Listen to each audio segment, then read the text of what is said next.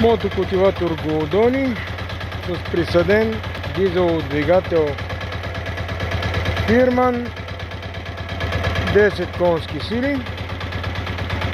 Не се продава, да се знае.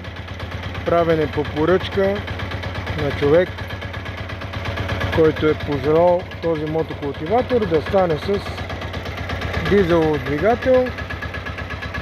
От мен подарък електростартер и инсталация и каквото е било нужно, за да стане с електростартер. Машинката е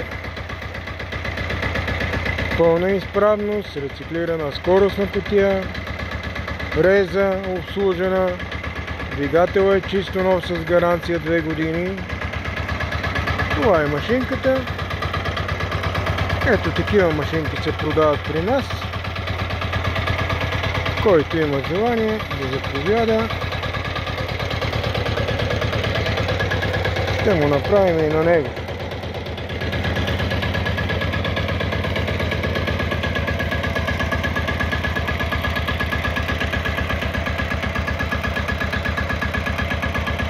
Голодони Супер 610 с тежести на колелета,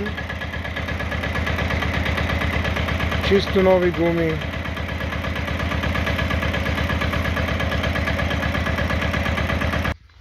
Сега да покажем и как пали.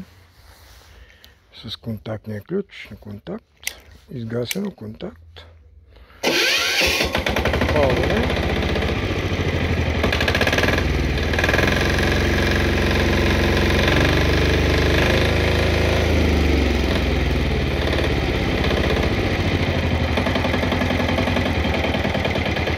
Супер машинка, супер машинка. Платил си е човека и ще получи прекрасна машина. Прекрасна.